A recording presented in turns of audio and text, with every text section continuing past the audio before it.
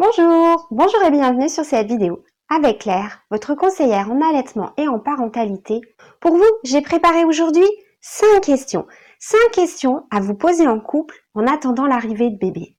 Pour commencer, je vous propose de construire ensemble votre projet de naissance. Renseignez-vous là ou les maternités qui sont autour de chez vous, mais aussi les sages-femmes libérales, pour savoir quel type de préparation à la naissance elles vous proposent. Quel type d'accompagnement pendant l'accouchement sont possibles? Qu'est-ce qui se passe une fois bébé né?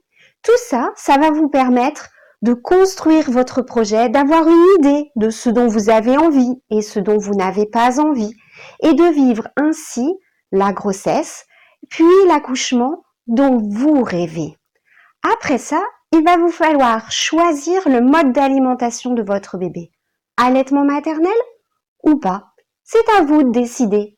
Confrontez vos idées en couple, racontez-vous ce que vous connaissez, ce que vous avez vécu, dites-vous ce dont vous avez envie. Bien sûr, c'est la maman qui va allaiter, il s'agit de son corps à elle, alors c'est elle qui aura le dernier mot. Souvenez-vous, l'allaitement maternel, c'est une grande aventure et la vivre en couple, c'est vraiment chouette. Je vous conseille de préparer vos nuits. Et oui, les bébés n'ont pas le même rythme que les adultes. Ils ont besoin de soins jour et nuit. Et pour vous, parents, ça ne sera pas forcément facile de vous occuper de bébé la nuit. Alors organisez-vous ensemble, réfléchissez comment vous allez prendre le relais l'un et l'autre pour prendre soin de ce bébé. Et puis tout simplement, où vous allez installer le lit de votre bébé. Dans sa chambre, dans votre chambre, proche de son lit, plus ou moins loin. Souvenez-vous, les recommandations pour la sécurité et le bien-être de bébé, mais aussi des parents, c'est le partage de la chambre jusqu'à 6 mois. Pensez à organiser votre reprise de travail, ou pas, mais réfléchissez à l'avance qu'est-ce qui, pour vous, vous conviendra le mieux. Reprendre à temps complet ou à temps partiel, faire garder bébé par un membre de la famille, une nounou ou une crèche.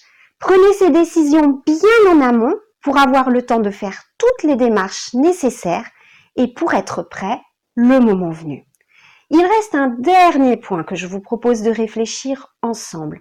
C'est de penser vos relations avec votre entourage. Toutes les choses auxquelles vous avez réfléchi sur les questions précédentes, toutes ces questions que vous vous êtes posées, vous vous les êtes posées pour faire votre choix, pour faire le choix qui vous convienne à vous, à votre couple, en fonction de ce que vous savez, de ce que vous aimez, de ce dont vous avez envie, en fonction aussi du bébé que vous allez avoir. Mais toutes ces décisions, elles vont être remises en question par votre entourage.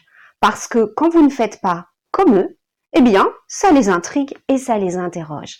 Alors, discutez-en ensemble pour savoir qui va être le plus à l'aise pour argumenter, répondre et expliquer que c'est votre choix et que vous respectez les leurs, que vous êtes un petit peu différents et que c'est pour ça que vous ne faites pas tous de la même manière. Cette vidéo vous a été utile? Elle vous a servi? Racontez-nous, renvoyez-nous vos expériences. À bientôt, j'espère.